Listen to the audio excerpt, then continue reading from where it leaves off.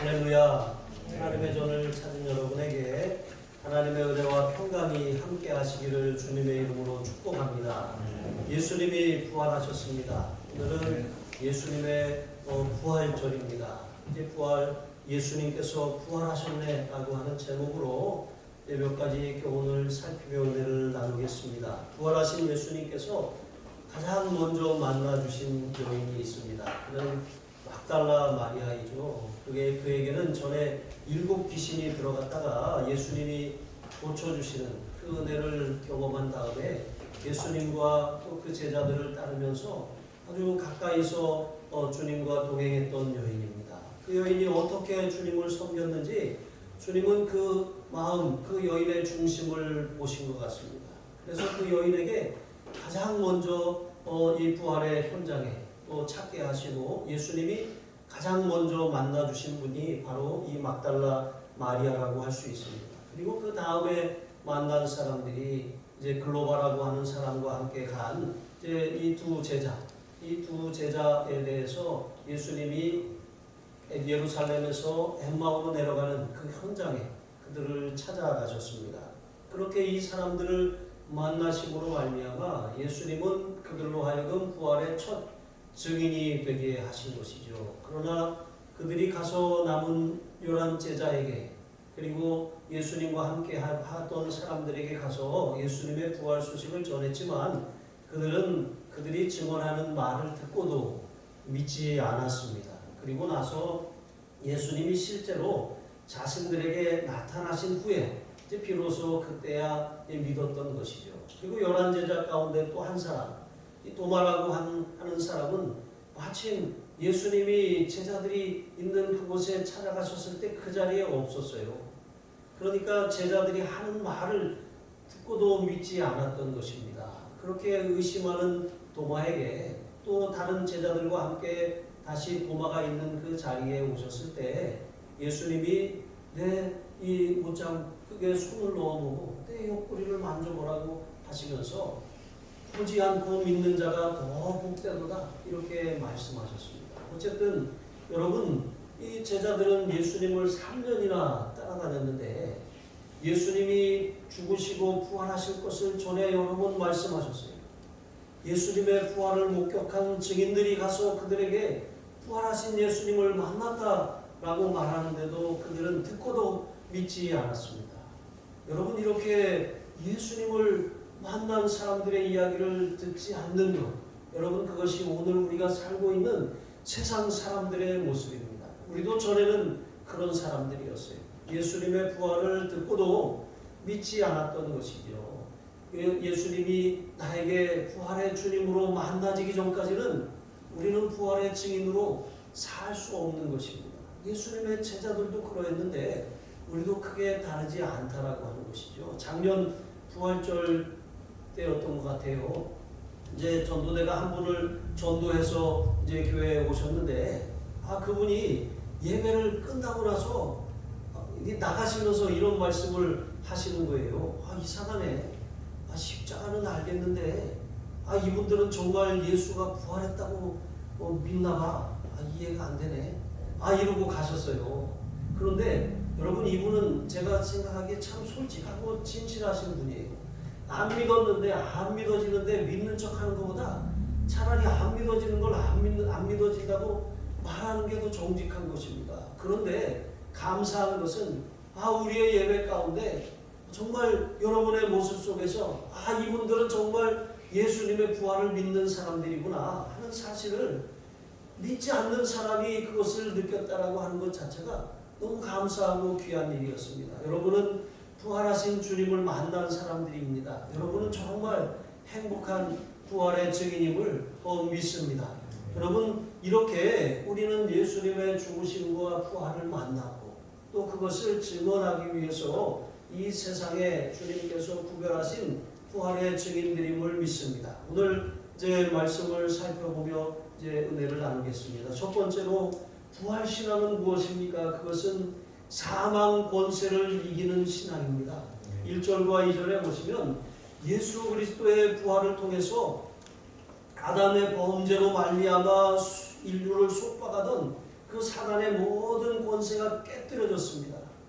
사단의 머리가 깨진 거예요. 머리가 깨지면 끝난 것입니다. 이미 이긴 싸움인 것이죠. 이렇게 안식일이 지났다는 것, 안식일이 지나고 이 말씀은 이것이 예수님이 장사 지낼 때로부터 사흘이 지났다라고 한 거예요. 안식일. 여러분, 안식일은 율법을 대표하는 계명입니다. 여러분, 우리에게 있어서 안식일은 우리가 안식일을 지키는 사람들이 아니라 예수님이 안식 후 첫날 새벽에 부활하셨기 때문에 부활하신 주님을 기념해서 안식일이 아니라 주일을 우리가 성수하고 있는 것입니다. 주일을 성수한다라고 하는 것, 우리가 율법 아래 머물러 있지 않고 부활하신 주님, 율법을 완성하신 그 주님과 함께 그 은혜 가운데 살아가는 사람들이라고 하는 것입니다. 예수님은 사망 권세를 이기셨어요. 십자가는 저주를 상징하는 것입니다. 하나님께서는 우리 인류의 죄에 대한 심판과 저주를 예수님 십자가 위에 다 쏟아부으셨어요. 다 쏟아부으시고 예수님은 그 저주를 다 우리를 대신해서 당하신 것입니다. 우리의 죄, 예수님의 죄가 아니라 우리 인류의 죄를 예수님이 십자가에서 짊어지신 것입니다. 예수님은 그렇게 죽으셨다가 안식 후 첫날 새벽에 부활하셨습니다. 다 이루신 것입니다. 하나님의 구속 사역을 완수하신 것입니다. 이렇게 예수님께서는 부활하셨는데 또 제자들에게도 생전에 이제 내가 이 많은 고난을 당하고 십자가에 죽고 또 사흘 만에 살아나야 하리라 라고 제자들에게도 말씀하셨지만 여러분, 예수님이 부활하신 현장에 제자들이 없는 거예요. 부활하신다고 말씀하셨으면 기다려야 되잖아요. 예수님이 부활하신다고 하셨으면 그것을 기다리면서 무덤을 지켜야 하는 것이 옳지 않습니까? 그런데 제자들은 다 달아나고 없습니다. 예수님이 부활하신 현장에는 이제 이 제자들은 없고 막달라 마리아와 야고보의 어머니 마리아와 살롬의 세 여인만 그곳을 찾은 것입니다. 그런데 물론 이 여인들은 예수님이 부활하실 것을 알지 못했어요. 기대하지도 못했습니다. 단지 예수님 정말 그들이 사랑했던 그 주님의 그 시신이라도 제대로 장례를 좀 치러야 되겠다 이런 마음으로 향품을 사가지고 이 예수님의 무덤을 찾았던 것입니다. 주님은 그들의 중심을 받으신 것입니다. 이 여인들이 찾았던 시각은 해 돋을 때라고 기록하고 있습니다. 성경에 이렇게 하나하나의 그런 표현들은 그 단어나 구절이나 이런 문장들은 정말 영적인 중요한 의미가 있습니다. 해 돋을 때 여인들이 찾았다는 말입니다. 여러분, 예수님께서는 율법의 저주 아래 있고 사단의 권세와 흑암의 권세 아래 놓여있던 이 세상에 십자가의 저주를 당하심으로 말미암아 빛을 비추셨어요. 구원의 빛을 비추신 것입니다. 마치 깊은 밤이 지나가고 이 새벽이 밝아오는 새벽이 찾아오는 것처럼 여러분, 예수님의 부활은 사망 권세, 어둠의 권세, 죽음의 권세를 이기시고 생명의 빛으로 이 세상에 오신 것임을 믿습니다. 그래서 이렇게 해가 돋을 때 이 여인들이 주님의 무덤을 찾았고 부활의 영광스러운 첫 증인이 될 수 있었던 것입니다. 그 무엇보다도 주님을 사랑하는 이 여인들의 작은 헌신, 그 마음, 잘 영적으로 이해하지 못하지만 예수님이 부활하실 것을 알지도 못하고 기대하지도 못하고 단지 주님의 죽음을 슬퍼하고 주님을 섬기기 위해서 왔지만 주님은 그 작은 헌신을 너무나도 귀하게 여기신 것입니다. 여기 이렇게 우리 인생에는 정말 칠흑 같은 어둠 가운데 살아가는 사람들이 너무나도 많이 있어요. 흑암의 권세 아래 사로잡혀서 어두운 가운데 있으면 자기가 어두운 가운데 있는지도 알지 못하는 거예요. 제가 고등학교 1학년 때 안경을 처음 썼습니다.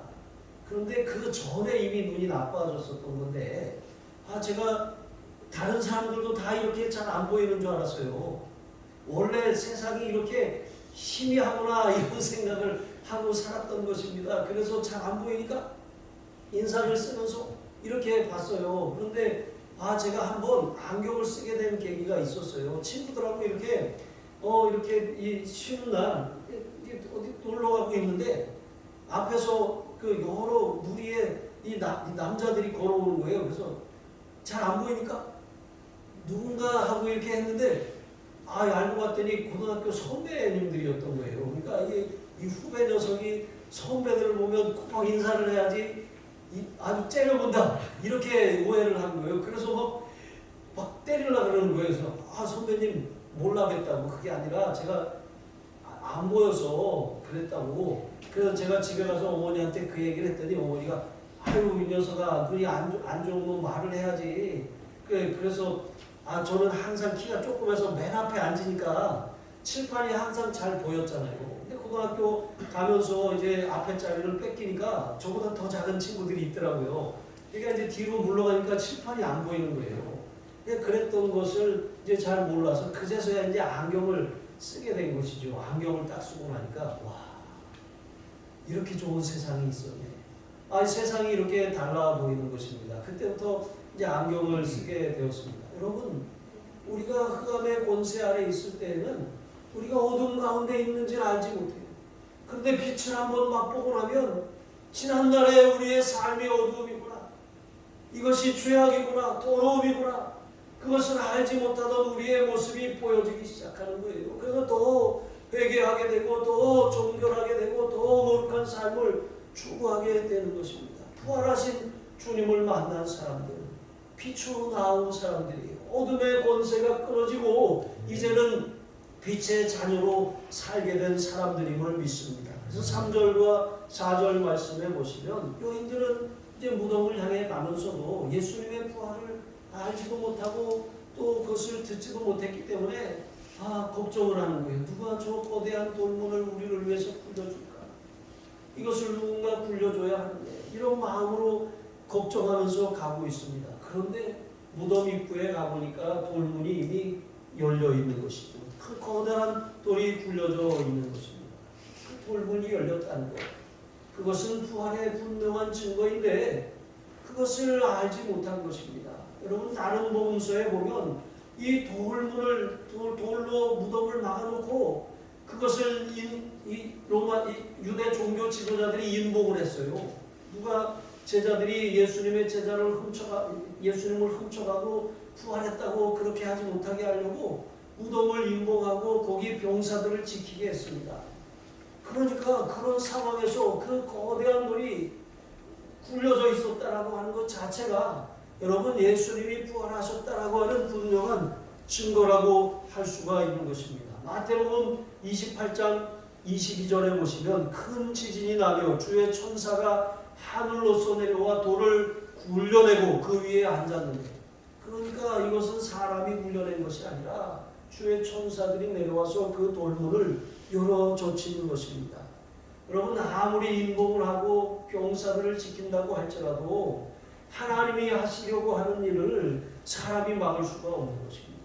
하나님이 하시려고 하시는 일을 막는 사람만큼 어리석은 사람이 없어요. 여러분, 우리가 주님의 일을 하다가 주님의 뜻이고 주님의 응답도 받았는데 길게 막힐 때가 있습니다. 잘 안 풀리고 방해자가 생기고 어려움이 찾아올 때가 있어요. 여러분, 그때는 주님의 뜻이 분명하다라고 하는 것을 확신했는데도 어려움이 왔을 때는 기도하라고 하는 거예요.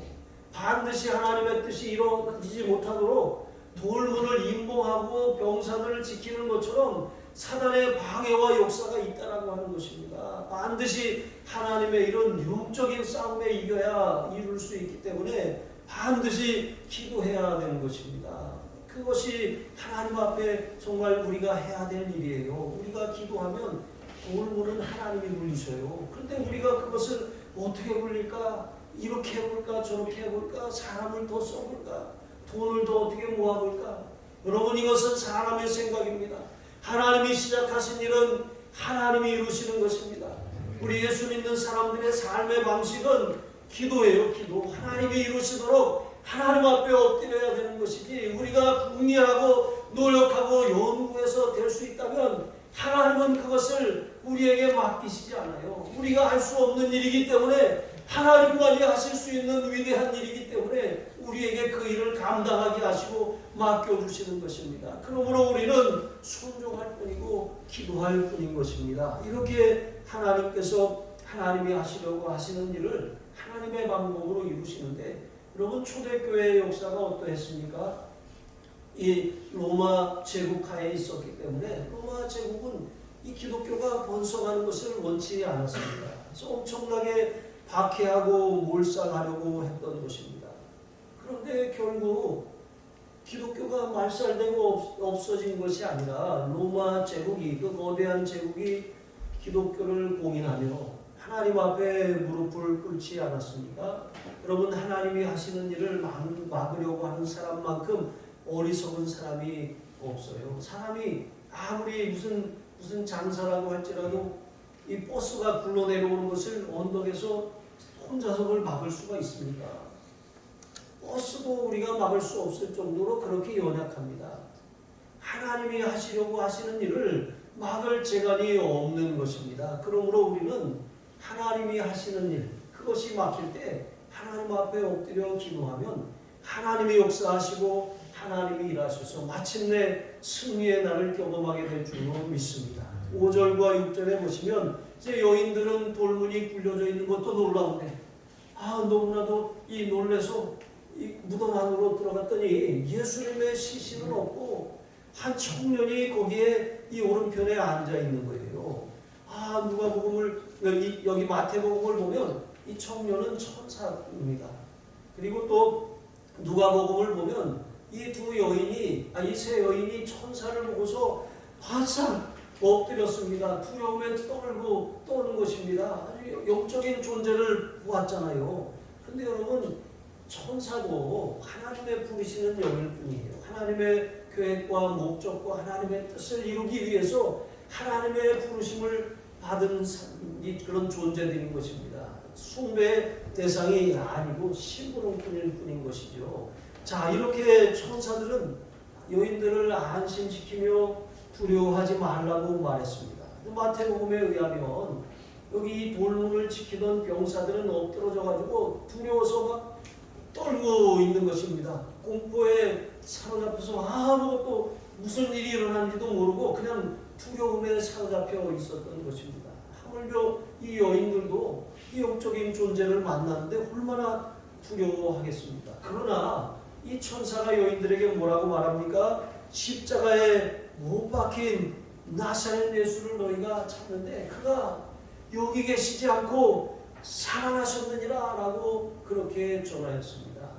여러분, 나사렛 예수님은 하나님의 보내신 메시아입니다. 우리의 구세주로 오신 분입니다. 예수님을 구세주로 영접한 사람들은 이 예수님의 십자가가 공포가 아닙니다. 예수님의 십자가가 바로 나를 위한 십자가고 나에게 생명을 주시기 위해서 자신을 내어주신 하나님의 사랑입니다. 그러니까 두려워하거나 떨 이유가 전혀 없는 것입니다. 그러나 예수님의 십자가가 자신을 위한 것임을 알지 못하고 조롱하던 이 병사들은 두려워 떨 수밖에 없는 것이죠. 그러나 예수님의 십자가를 나를 위한 십자가로 그렇게 삼은 사람들은 부활하신 주님을 만날 수가 있는 것입니다. 예수님은 부활하셨습니다. 그 무덤은 비어 있습니다. 여러분, 4대 성인이라고 일컬어지는 공자나 석가나 또 무함마드나 또 소크라테스나 여러분, 이런 사람들의 무덤은 있어요. 부활하지 않았기 때문에 그렇습니다. 죽은 자들 가운데 그들이 있는 거예요. 그러나 예수님께서는 죽으셨다가 장사 지낸 지 사흘 만에 부활하셨어요. 죽음을 이기셨습니다. 여러분, 물론 예수님이 죽었다가 살린 사람들이 있어요. 나인성 과부의 아들도 그렇고 또 누구입니까? 이 마리아와 마르다의 동생 나사로도 살렸습니다. 그러나 그들은 예수님이 부활하실 것을 예표할 뿐이지 그들도 죽었어요. 살아났지만 다시 죽었습니다. 그러나 예수님은 살아나시고 영원히 죽지 않고 살아계십니다. 지금도 우리 안에 우리와 함께 이 자리에 하늘 보좌 우편에 계시는 줄로 믿습니다. 예수님께서 이렇게 부활하셨기 때문에 예수님의 무덤은 빈 무덤이에요. 화려하게 세상을 산 사람들은 그 화려함을 마치 저 세계, 죽음 이후의 세계까지 가지고 갈 수 있다고 착각합니다. 그래서 무덤에다가 엄청난 치장을 하고 또 엄청난 그런 이 부장품을 집어넣는 거예요. 엄청난 평수를 차지하는 것이죠. 그러나 그게 무슨 의미가 있습니까? 예수님의 무덤은 비어 있어요. 우리 무덤은 여러분 우리도 마찬가지입니다. 우리도 예수님이 재림하실 때 우리가 죽은 이후에 우리의 몸이 부활할 것입니다. 우리는 예수님을 영접함으로 첫 번째 부활을 경험한 사람들이에요.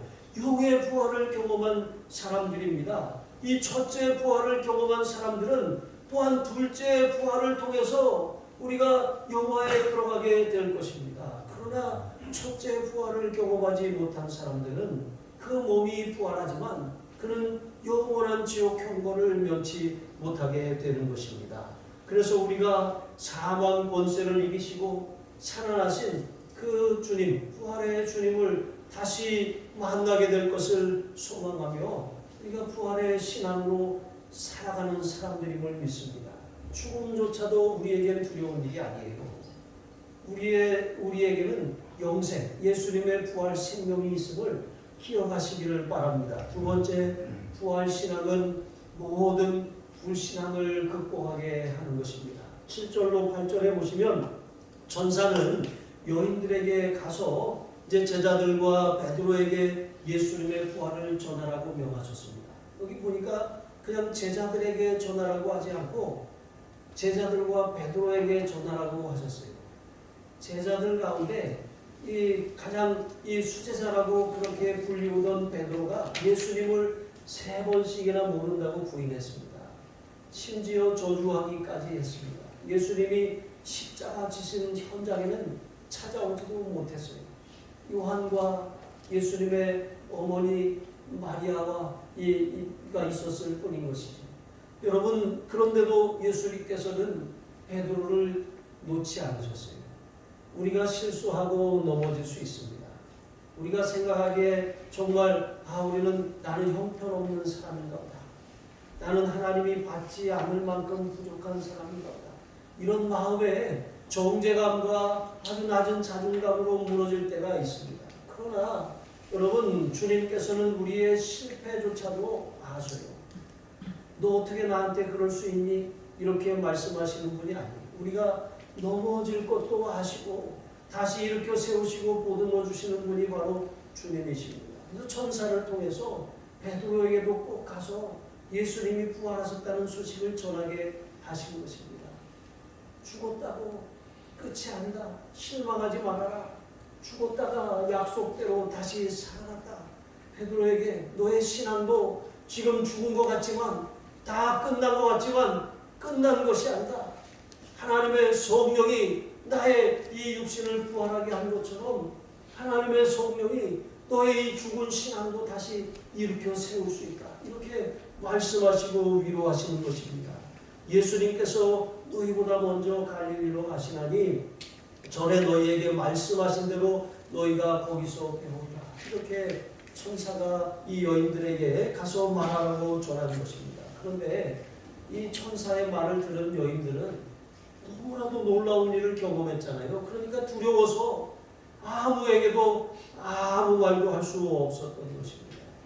여러분, 이처럼 우리가 정말 주님이 부활하셨다라고 하는 사실을 알면서도 물론 어떤 영적인 또 체험을 할 수도 있어요. 그렇다고 할지라도 우리는 부활의 증인으로 한지 설 수 있는 그런 이 담대함이 우리에게는 없는 것입니다. 그래서 9절로 11절에 보시면 천사의 말을 듣고도 예수님의 부활을 믿지 못하고 두려워 떨고서 꼼짝 못하고 있는 막달라 마리아에게 주님이 직접 찾아가셨어요. 그를 만나주신 것입니다. 이렇게 부활하신 주님을 가장 먼저 만나는 그 영광을 누린 사람은 제자들도 아니고 이 막달라 마리아, 7 귀신 들었다가 예수님이 고쳐주신 한 여인이었습니다. 여러분, 그는 예수님을 항상 가까이에서 따르는 여제자였습니다. 받은 은혜가 너무 귀하고 너무 커서 정말 주님을 중심으로 섬겼던 사람입니다. 여러분, 주님은 그 마음을 보세요. 우리가 하나님 앞에 무엇을 했느냐가 아니라 우리가 지금 어떠한 마음으로 하나님 앞에 서 있는지 그 중심을 보는 거예요.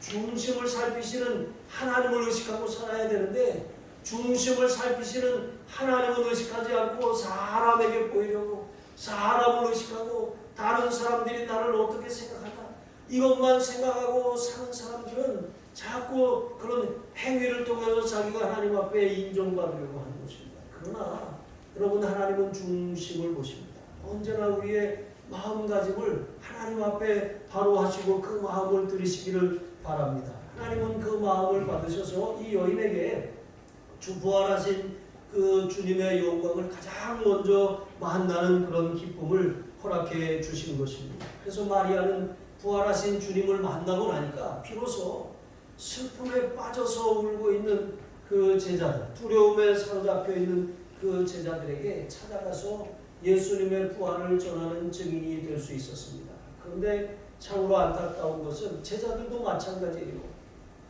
그러니까 다른 사람이나 다른 존재가 전하는 것을 잘 믿지 않는 거예요. 이 제자들도 부활하신 주님을 만난 이 여인이 가서 전하는데 그것을 듣고도 믿지 못하는 것입니다. 왜냐하면 예수님이 죽으셨다라고 하는 그 슬픔에 너무 사로잡혀 있는 거예요. 뿐만 아니라 그 예수님의 죽으심 앞에 자기들이 아무것도 할 수 없었다는 게 너무나도 한스럽고 죄스러워서 정말 그 말을 부활하셨다라고 하는 그 소식을 들었어도 믿지 못하는 것입니다. 그래서 이렇게 듣고도 믿지 않았다. 여러분, 이 말은 무슨 뜻입니까? 듣고도 믿지 않았다. 이 헬라어 원어의 뜻은 신의를 저버렸다라고 하는 말이에요. 어떠한 믿음도 갖지 않았다라고 하는 뜻이에요. 이게 무슨 말입니까? 믿음을 저버렸다는 거예요. 배반했다라고 하는 것입니다. 하나님의 말씀을 듣고도 믿지 못하는 그런 마음에 우리의 불신앙이 있다는 것, 여러분, 그것은 신의를 저버리는 것이다라고 말씀하시는 거예요. 믿음을 배반하는 것이라고 말씀하시는 거예요. 단지 안 믿어지니까 안 믿는 정도가 아니라 주님은 그것이 믿음을 배반한 일이다라고 말씀하시는 것입니다. 그렇게 따지면 우리는 하루에도 얼마나 많이 믿음을 배반하고 살아갑니까? 우리가 이단에 빠지지 않았지만 우상 앞에 가서 절하지 않는다고 할지라도 우리가 하루에도 수도 없이 주님의 말씀을 믿지 못하는 그런 불신앙으로 주님을 배반할 때가 한두 번이 아니라고 하는 것입니다. 주님은 이렇게 다시 이 주님을 배반하는 그들에게 듣고도 믿지 않는 그들에게 다시 찾아가신 것입니다. 여러분, 이제 예수님께서 이 막달라 마리아를 만나셨던 것처럼 또 다른 증인을 세우시는 거예요. 예루살렘에서 엠마오로 내려가는 두 제자, 12절로 14절에 있는 말씀처럼 이 두 제자의 이름 가운데 한 사람은 글로바라고 하는 것을 우리가 다른 복음서에서 찾아볼 수 있습니다. 그들은 예수님의 죽으심과 함께 또 이 예수님이 말씀하신 그 말씀에 대한 그런 영적인 이해력이 떨어졌어요. 영적으로 무지하고 또 불신하고 절망하여서 낙심하고 우리는 그가 우리 이스라엘을 구속할 자라고 바라노라고 하면서 하지만 아니었구나라고 실망하면서 내려간 거예요. 여러분, 이 두 제자의 모습이 나머지 11제자의 모습과 다르지 않다라고 하는 것이죠. 그러나 예수님께서는 그들 가운데 찾아가셨어요. 그리고 그들을 만나 주셨습니다. 물론 예수님은 부활하시고 신령한 몸을 입으셨기 때문에 처음에 제자들이 예수님을 알아보지 못했습니다. 그러다가 이제 예수님이 하시는 말씀을 듣고 또 예수님께서 이제 그들에게 떡을 떼어주신 다음에 그들의 눈이 밝아지고 난 후에야 비로소 예수님을 알아볼 수 있게 된 것입니다. 마리아도 처음에 다른 복음서에 보면 이제 예수님을 만나고 나서 동산지기인 줄로 알았는데 예수님이 마리아야 라고 부르실 때 그때 비로소 그는 이렇게 그 예수님이심을 알아볼 수 있었다라고 하는 것입니다. 여러분, 마찬가지입니다. 우리는 하나님이 열어주시지 않으면 영적인 눈, 영안을 열어주시지 않으면 이런 구원의 신비, 이것을 이해할 수가 없어요. 부활하신 예수님을 믿음의 눈으로 바라볼 수가 없습니다. 주님이 우리에게 주신 말씀을 우리가 생명으로 붙들지 못하는 것입니다. 그래서 우리가 정말 부활하신 주님을 만나야 되는 것이죠. 부활하신 주님을 만나면 영적인 무지에서 빠져나올 수 있는 거예요. 영적인 어두움이 떠나가고 우리가 빛 가운데로 걸어가게 되는 줄로 믿습니다.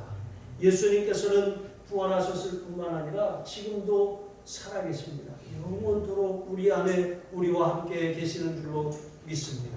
이제 이 그 두 제자가 다시 내려가다가 올라갑니다. 여러분, 우리의 신앙이 내려갈 때가 있어요.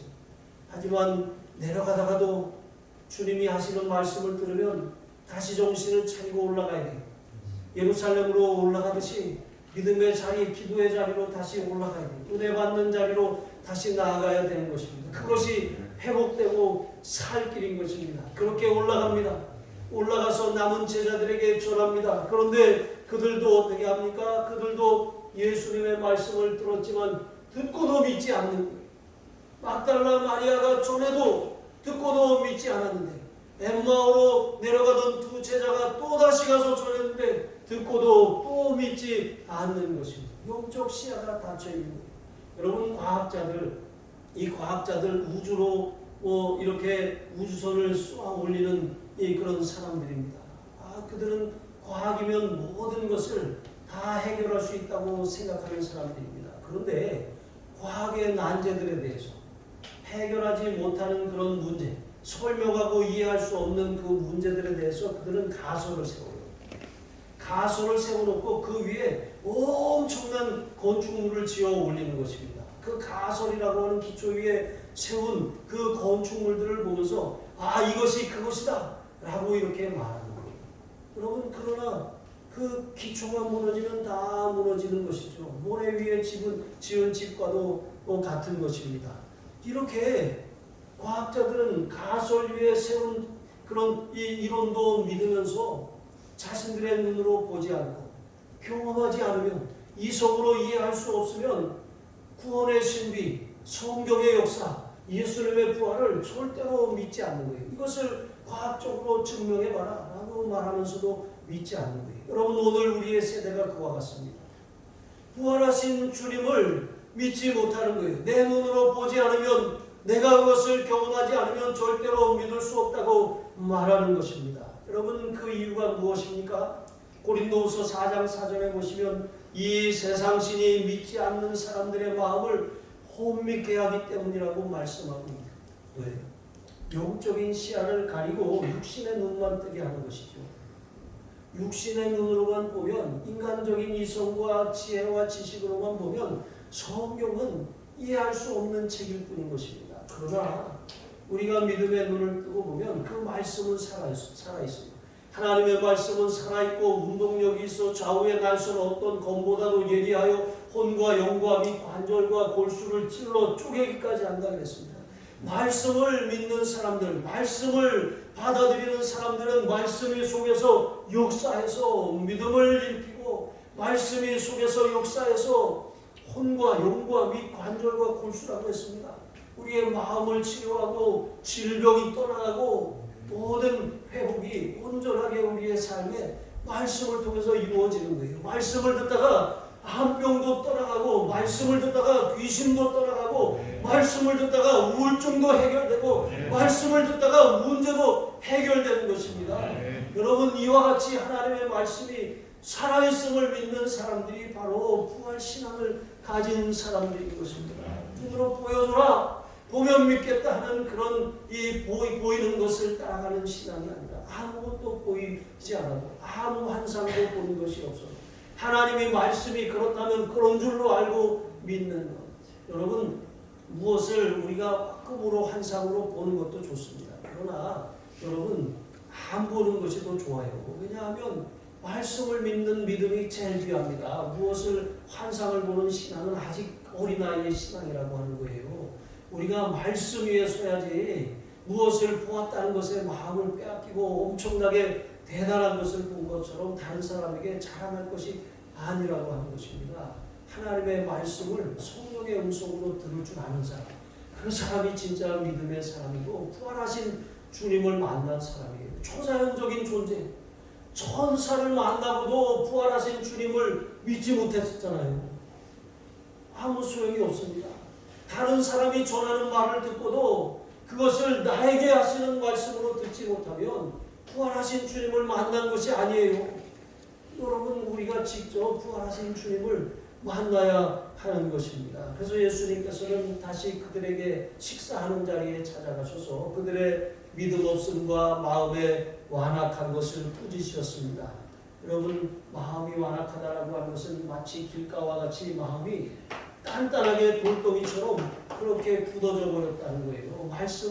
말씀이 떨어졌는데 새들이 와서 확 집어먹은 것처럼 이 너무나도 굳은 마음에 확실한 증거를 보고서도 믿지 못하게 되었다라고 하는 것입니다. 이렇게 얼마나 마음이 굳었으면 확실한 것을 보고도 믿지 못하겠습니까? 여러분, 이것이 바로 우리의 상태였습니다. 이런 상태로는 하나님의 말씀이 하나도 이루어질 수가 없어요. 다 빼앗깁니다.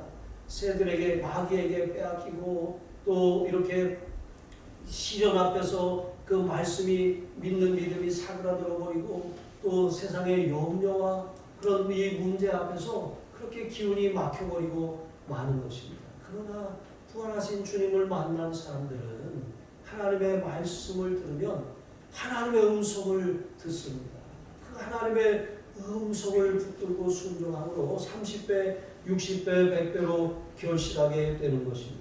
이렇게 제자들은 3년 동안 예수님의 사랑과 가르침과 말씀과 기적과 은혜를 체험했는데도 불구하고 그 마음의 믿음이 온데간데 없어지고 그 예수님의 십자가 죽음 앞에 그것을 보면서 완전히 굳어버린 거예요. 완전히 절망하고 완전히 낙심해버리고 만 것입니다. 그래서 누가복음 18장에 보면 이 불의한 재판관에게 간 과부가 밤낮 가서 이 재판관을 번거롭게 하니까 그 재판관이 들어주지 않습니다. 그러면서 주님이 이렇게 말씀하십니다. 이 불의한 재판관이 말하는 것을 들으라. 하물며 하늘에 계신 너희 아버지께서 밤낮 부르짖는 택하신 자녀들의 기도를 듣지 않으시겠느냐, 너희에게 오래 참으시겠느냐 말씀하신 것이죠. 그러나 그 뒤에 보면 인자가 올 때에 세상에서 믿음을 보겠느냐. 여러분, 이거 될까? 기도하면서도 믿지 못하는 모습, 증거를 보면서도 믿지 못하는 모습. 여러분, 이것이 바로 오늘의 세대, 우리가 사는 세대의 모습이라고 하는 거예요. 불신앙의 그런 세대, 부활하신 주님을 아직 못 만나고 부활하신 주님과 동행하지 못하는 그러한 모습이 우리 자신의 모습은 아닙니다. 물론 우리는 연약해요. 여전히 실수하고 실패하고 죄도 저지릅니다. 그러나 이렇게 우리는 우리 자신을 믿는 사람들이 아니에요. 부활하신 주님을 믿는 사람들이에요.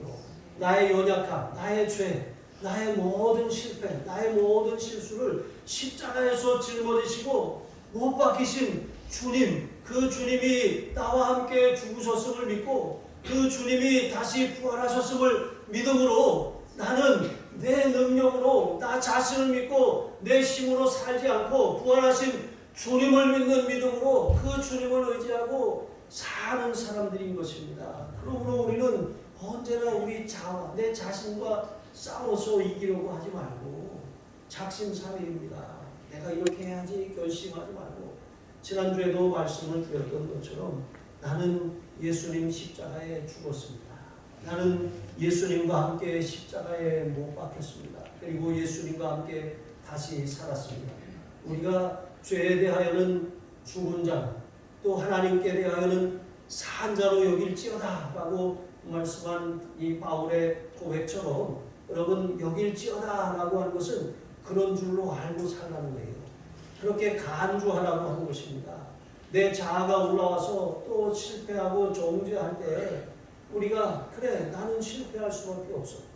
나는 연약해. 나는 또 실수하고 나는 또 이렇게 못된 말을 내뱉고 나는 또 그렇게 하나님이 기뻐하시지 않는 그런 모습 앞에 나는 쓸모없는 존재야. 나는 안 돼. 라고 그렇게 그래 절망해. 그런데 이 절망하는 나는 예수님 십자가에 못 박혔어. 나는 내 자신을 의지하지 않아. 그래 나는 다시 실수했지만 예수님이 나를 위해 죽으셨다라고 하는 것을 믿고 나는 주님과 함께 부활한 그 믿음을 가지고 다시 살 거야. 넘어지면 또 일어날 거야. 다시 일어나서 반드시 승리할 거야. 7번 넘어졌지만 이제는 3번 넘어지고 2번 넘어지고 1번 넘어지고 부활 신앙으로 끝까지 살 거야. 여러분 이런 믿음으로 살아갈 때 내 힘으로 안 되는 것들이 부활하신 주님이 내 안에서 나를 통하여 하시는 줄로 믿습니다. 이와 같은 부활 신앙으로 승리하신 주님의 이름으로 축복합니다. 기도하시겠습니다. 사망 권세를 이기시고 부활하신 주님을 찬양합니다. 주님의 십자가에 우리가 함께 못 박혔으며 주님의 부활과 함께 우리가 새 생명을 얻었음을 믿습니다. 부활 신앙으로 우리 삶 전체가 하늘의 생명과 산 소망이 넘쳐나게 하여 주시옵소서. 우리 주 예수 그리스도의 이름으로 기도합니다. 아멘.